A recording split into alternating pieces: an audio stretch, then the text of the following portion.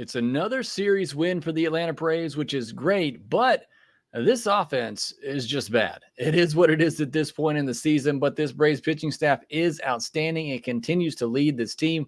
We'll discuss all that. Also, it is a Minors Monday episode, so we'll talk about everything happening down on the farm, including some great pitching there as well. All that on today's episode of Locked On Braves, so let's get into it.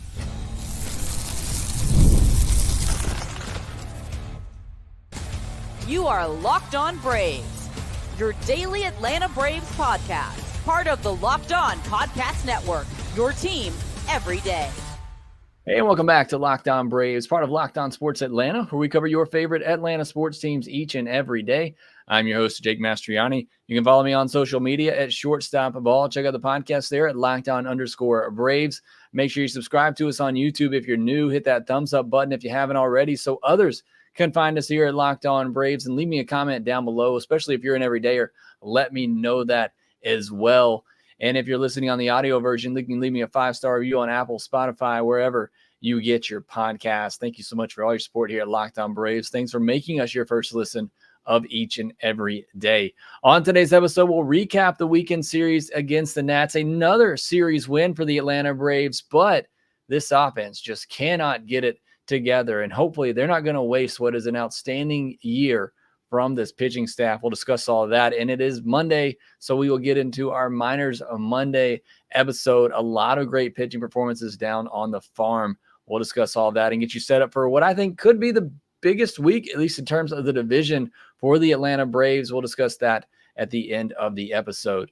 SupplyHouse.com is a reliable way to get parts fast. Shop for your next plumbing, h-vac, or electrical job and get fast shipping from coast to coast at SupplyHouse.com.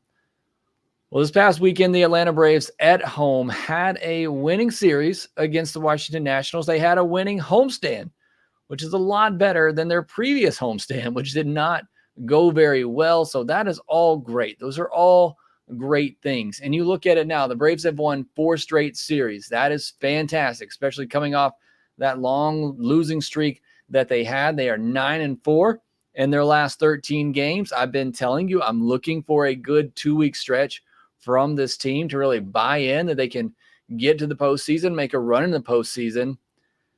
I'll say this, though. It's 9-4 stretch for this team, which is good. Does it feel like it to you? Maybe you feel differently. Maybe it's just the way this season has gone. It has turned me into a pessimistic host of this podcast, which I hate, and I hope that's not the case. I still don't feel like this Braves team is playing that well. I feel like there's been a lot left on the table, and maybe that's me just being greedy, but I feel like there are more games that they could have won in this stretch if they just played a little bit better, if they just did a couple of the little things here or there. I feel like there are some of these games here that during this stretch where they should have blown the other team out. And a lot of it goes to this offense. A lot of it goes to the inabilities of this offense, which we'll talk about.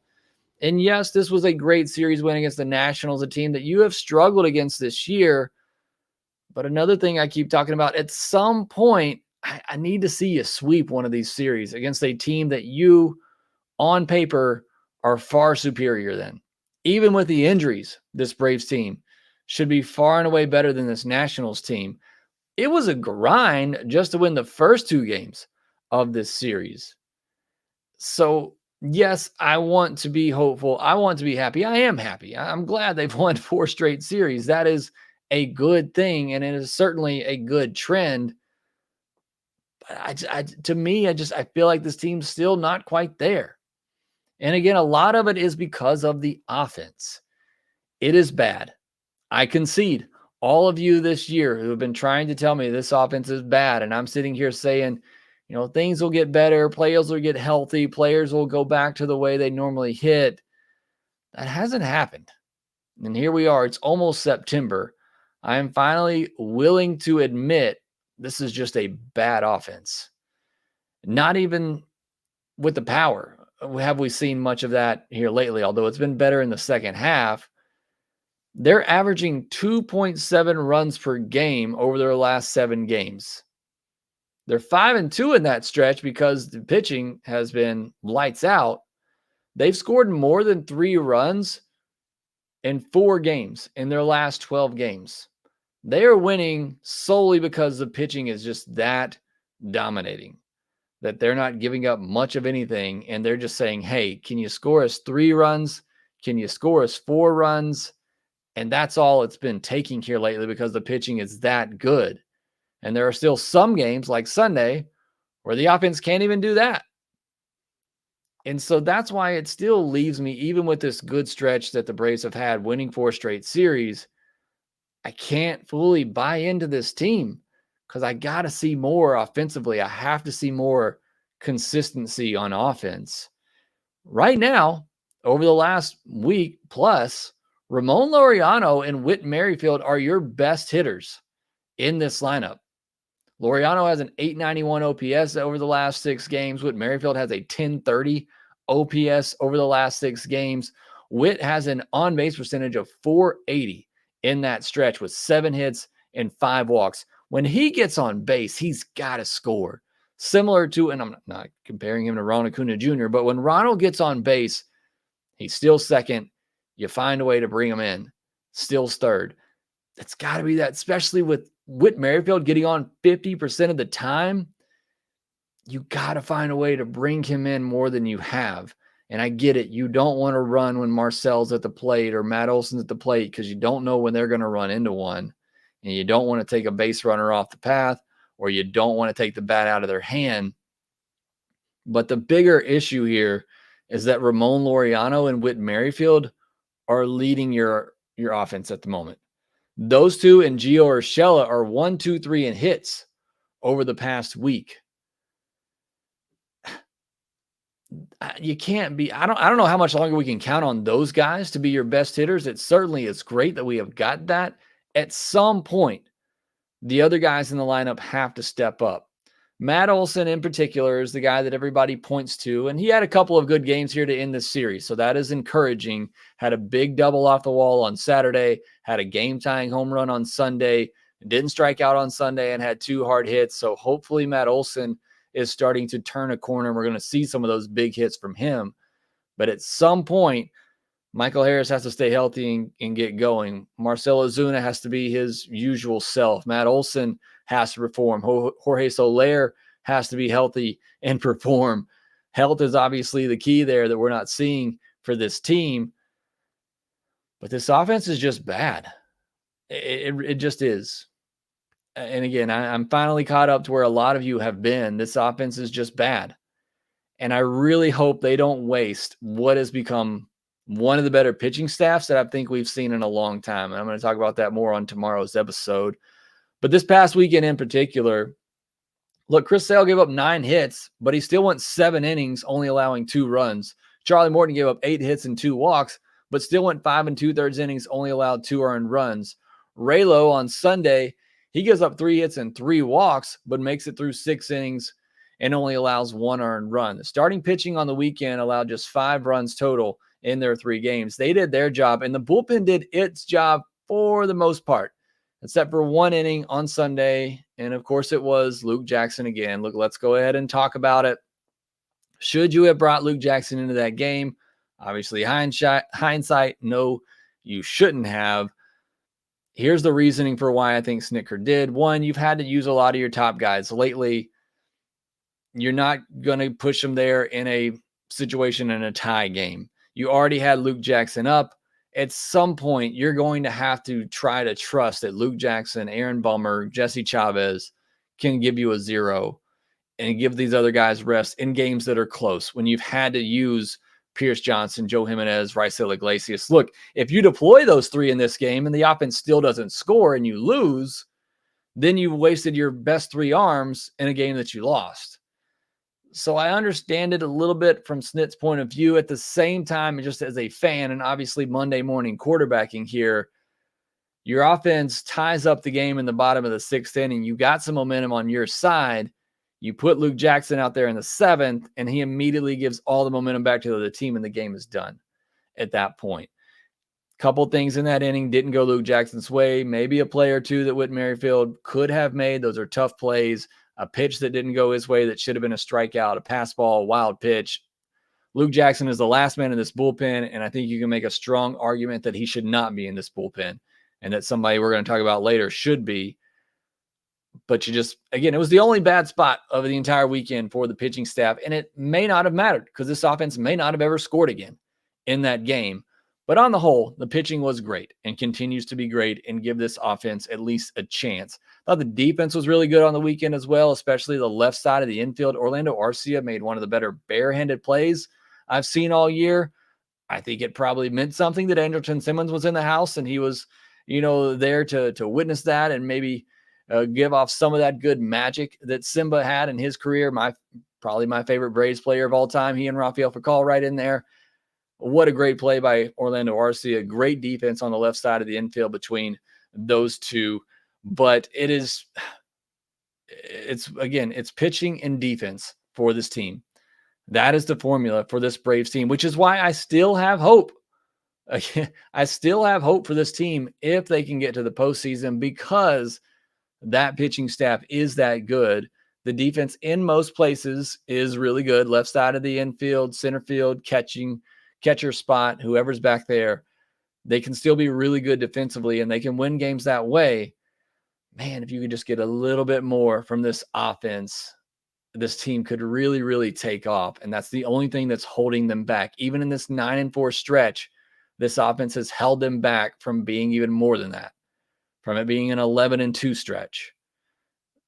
And if you can ever get that going, man, I still think this team could be really, really good. But as it is, the pitching, they're going to live and die by the pitching this year. And that could be a good thing because this pitching staff is really, really good. And the pitching on the farm is really, really good. We'll talk about that here next. Get supplies from the site that's made for the skilled trades at SupplyHouse.com. SupplyHouse.com is a reliable way to order plumbing, HVAC, and electrical products online. Their easy-to-use website is packed with helpful resources and the latest product info to help you get the job done right. Shop a complete inventory of over 200,000 parts from over 400 top brands and the business and get your order delivered right to your door with fast shipping from coast to coast. If you need help with an order, get expert support and industry-leading service from the friendliest folks in the business and talk to a real person every time. Pros in the skilled trades can get a competitive edge by joining SupplyHouse.com's free Trade Master program. Every Trade Master gets access to a dedicated phone line, free shipping, and discounts on every order. Join the thousands of trade pros already benefiting from their free membership at SupplyHouse.com/TM and order plumbing, HVAC, and electrical supplies from anywhere with just a few clicks at SupplyHouse.com. Thanks as always for making Locked On Braves your first listen of the day. For your second listen, enjoyed the Locked On MLB podcast, where host Paul Sullivan, aka Sully, is here daily to provide national expertise with his trademark humor to help you get ready for the MLB playoffs. You can find that on YouTube or wherever you get your podcasts, part of the Locked On Podcast Network, your team every day. Already hinted at it, but on tomorrow's episode, I'm going to take a look at this starting rotation for the Braves. Is it the best that we've seen since the 90s, early 2000s? We'll take a look at that tomorrow and just how good this starting rotation has been without Spencer Strider, the NL Cy Young favorite coming in to the season. We'll discuss all that on tomorrow's episode. It is Monday, though, so let's get into the minor league level, talk about some of the top standouts there. We'll start with A.J. Smith-Shawver, who had maybe his best start of the year. 6 innings, 3 hits, 1 walk, no earned, 7 strikeouts. Does he get another chance in the rotation this year if needed? Do they start to transition him to the bullpen? Look, he missed a chunk of time there in the middle of the season, so the Braves probably want to get him some more innings as a starter. But I do think there's the opportunity there for him to sneak into a bullpen role down the stretch for the Braves and possibly into the postseason if they make it that far. Hurston Waldrop, it's been a rough season for him. Got off to a good start, obviously came up, then got injured, and has really been struggling to get on track ever since then. 5 1/3 innings, which is good, pitched into the 6th inning, but 5 hits, 3 walks, 5 earned runs, and 5 strikeouts. J.R. Ritchie has really got on track as he gets back from Tommy John surgery. 5 2/3 innings, 4 hits, 2 walks, no earned, and 4 strikeouts.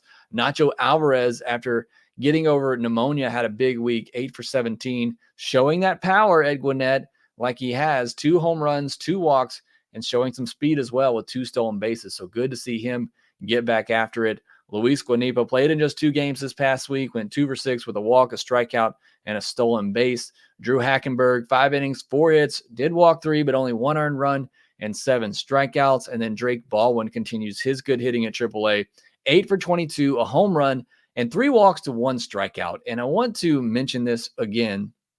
His plate discipline at AAA has been otherworldly. 41 walks to 31 strikeouts. And this is a guy who is profiled as a power hitter. And he has had 10 more walks than strikeouts at AAA. On the season, at 61 walks to 75 strikeouts.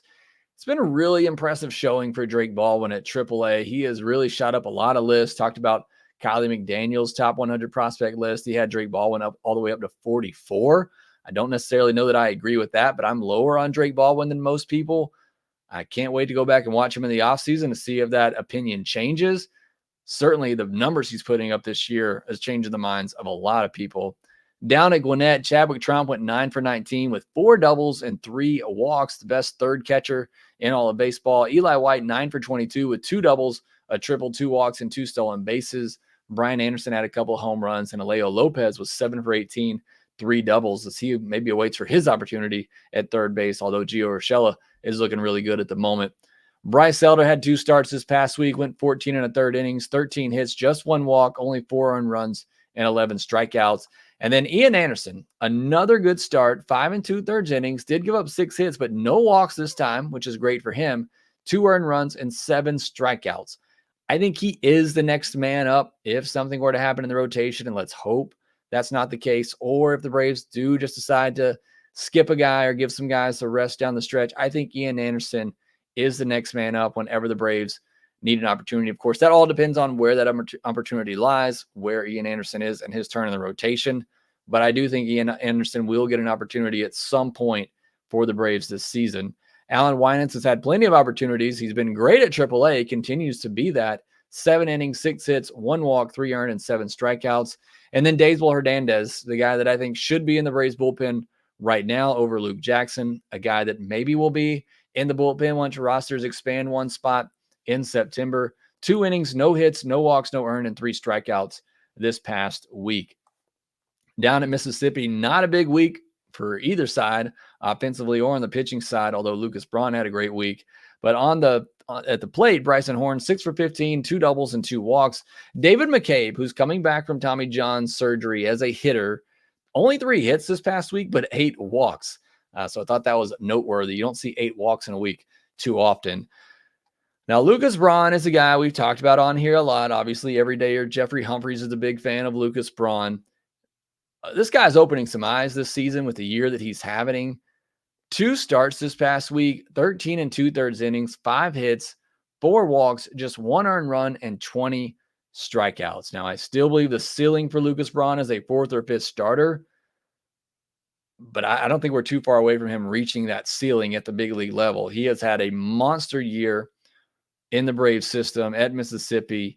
I think he's going to be knocking on the door very quickly to get an opportunity. Giancarlo Lara has a big ceiling. Rough first start at AA last time, walking everybody. Still walked 3 batters this time, but made it through 4 innings, give up 4 hits, had 7 strikeouts, and only 1 run allowed. So much better than his first start at AA. Moving down to Rome, Drew Compton was 9 for 25 with 2 doubles this past week. EJ Exposito had a double and 2 home runs. Ryan Barassa had 2 innings, no hits, 1 walk, no earned, 1 strikeout, and a save. I mentioned him again because he's having a really good season and could be a bullpen arm to keep an eye on. Another guy that I think is going to be a bullpen arm long-term, but they're still stretching him out as a starter, is Blake Burkhalter. 5 innings, 5 hits, 2 walks, 2 earned, and 3 strikeouts. Mitch Ferris having a really good season as well on the mound. Pitched 4 no-hit innings this past week, but walked 5. But Mitch Ferris, again, having somewhat of a breakout system for the Atlanta Braves. At Augusta, Colby Jones, 8 for 23 with 2 doubles and 2 walks. Patrick Klowizy, 7 for 27 with 5 doubles, but does have a walk to 8 strikeouts. Patrick Klowizy, one of the bats in the past draft, was really high on. A little disheartening to see that walk to strikeout ratio for a guy who obviously had great play discipline in college. You were hoping that would translate. It's very early in his professional career, but 1 walk, 8 strikeouts, not great for a veteran college hitter like Klowizy.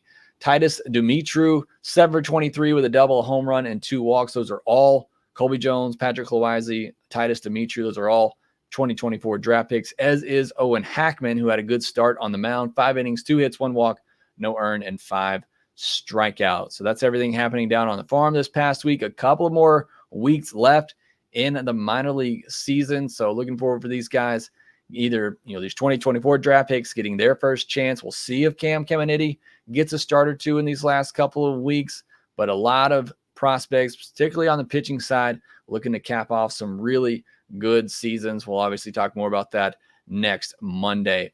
But after the break, we'll get to some injury news, Michael Harris, Marcell Ozuna, and talk about what I think is the biggest week of the season for the Atlanta Braves, at least in terms of the division. We'll discuss all that here next. You've heard us talk a lot about FanDuel, America's #1 sportsbook. Well, we have something a little different for you. Now through September 22nd, all FanDuel customers can bet $5 and get a 3-week free trial of NFL Sunday Ticket from YouTube and YouTube TV. Then with a YouTube TV base plan, you'll be able to watch every regular season Sunday afternoon out-of-market game. All you need is a Google account and a current form of payment, and you can cancel anytime. Just visit FanDuel.com/lockedon to download America's #1 sportsbook. And while you're there, you can see obviously all the odds they have for the upcoming NFL season. College football is now underway. Congratulations to you, Georgia Tech Yellow Jacket fans out there. Your big win in week 0 over Florida State. And if you're still into the Major League Baseball season, as you should be, they got a lot of stuff out there for you daily, as well as in some awards picks for the end of the season, World Series, odds, predictions, all of that. You can see that over on FanDuel.com. Also, make sure you visit FanDuel.com/playsafe for tools and resources to help you stay in control of the way you play. FanDuel, America's #1 sportsbook.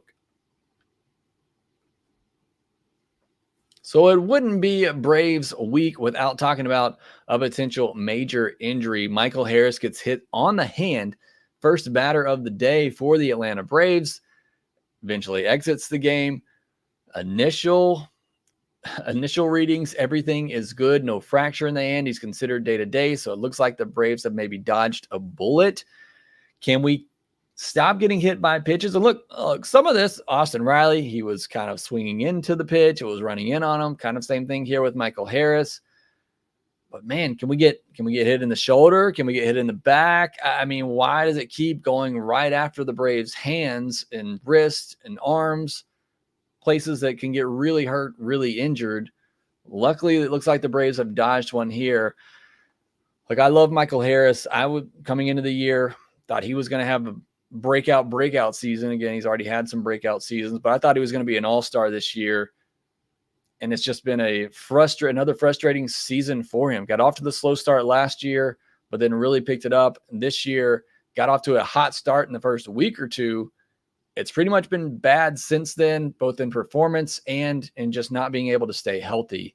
I need Michael Harris to stay healthy. I need Michael Harris to be that all-star level player that I think he can be.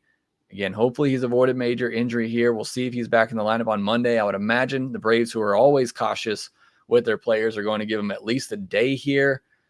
But man, can we stop getting hit in the hands, please? Is that too much to ask for this season? Apparently it is. Marcell Ozuna, he injured himself, fouled a ball off his shin. Looked like he was in a lot of pain. He had his upper left shin wrapped in ice after the game, but he said he will play on Monday and basically said that it had to be broken for him to not play. So that is good to hear from Marcell Ozuna. The Braves cannot lose Marcell Ozuna. They can't lose Ramon Laureano either, and who thought we'd ever be saying that? But especially, they cannot spend any time without Marcell Ozuna. They have to have him. He has been the one consistent hitter all year long. So again, couple of injury scares for the Atlanta Braves on Sunday. It looks like they've avoided anything major with both of those guys, but it's just the season that we've had. You never know. You never know, and you kind of just expect the worst.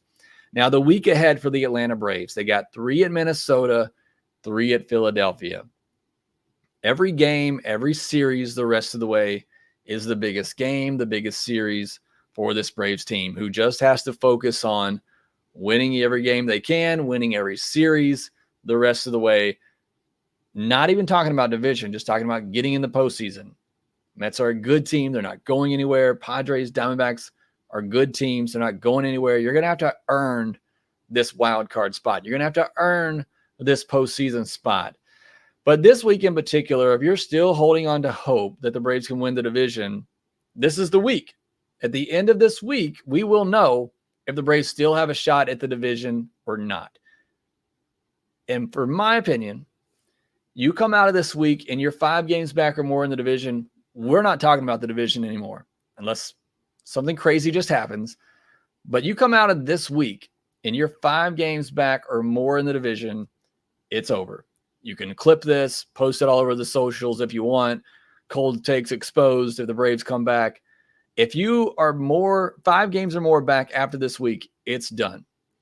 But if you're not, and you find a way to pick up a game during this Twins series, and you go into that Phillies series 5 games back, you win that series, you cut it to 3 games going into the final month, then you got a real chance. But in my opinion, you don't do that, it's over. So yes, Lauro, I'm telling you, there's a chance. Love that line from my favorite movie. There's a little tidbit about me. I'm a big Dumb and Dumber fan. That maybe says more about me than you need to know.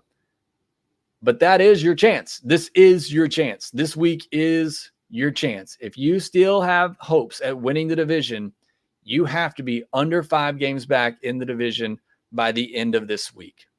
If you are not, we're not talking about the division anymore. We are solely focusing on getting into the postseason, which is what I think we should be focusing on.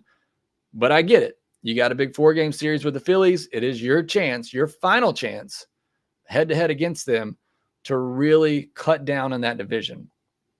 But if you are not with under 5 games by the end of this week, it's over. It's done with.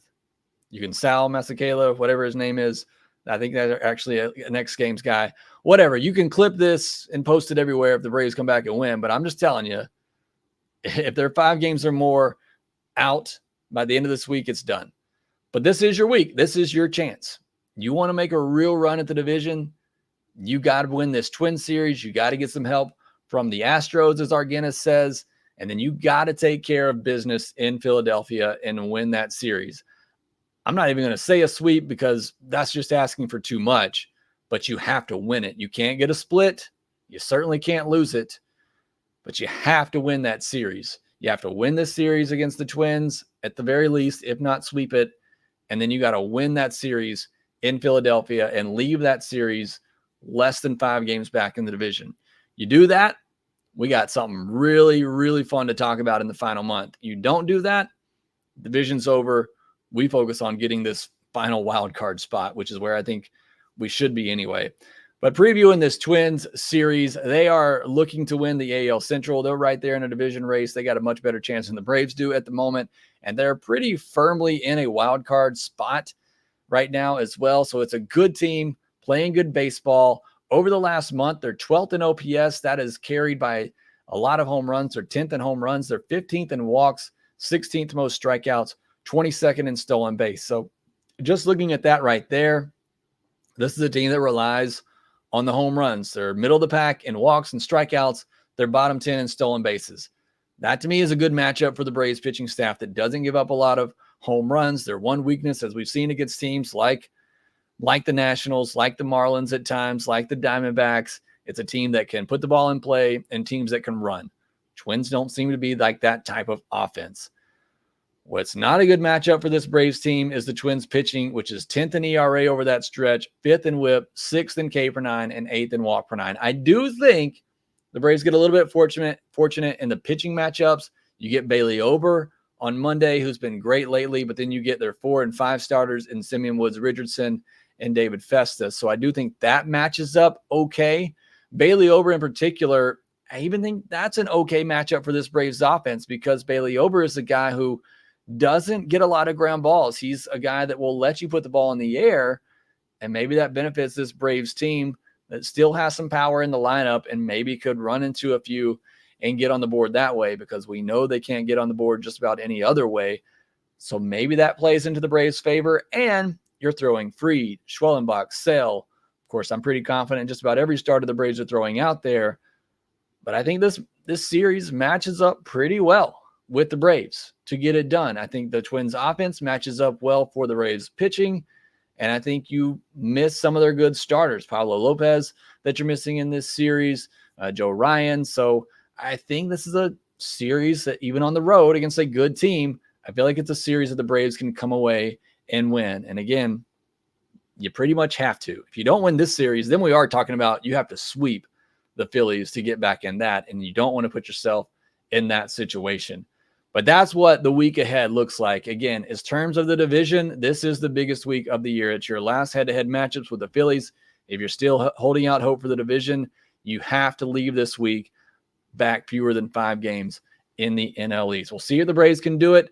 We'll obviously be talking about it a lot here on Locked On Braves. But that will do it for this episode. Thanks for making us your first listen of the day. Make your second listen the Locked On MLB podcast with Sully. He'll be getting you ready for the postseason picture around all of Major League Baseball. Thanks to Glenn Crook, Lauro Bond, Jeffrey Humphreys, Injured Thrills, Dolphin Wolf, George Smith, and so many more of you who are able to join me here live late on a Sunday night edition of Locked On Braves. Follow us on social media at shortstopball, at LockedOn_Braves. Subscribe to us, or follow us rather, on social media at shortstopball, at LockedOn_Braves. Subscribe on YouTube. I don't know what all I just said, but do all those fun things to help support us here at Locked On Braves.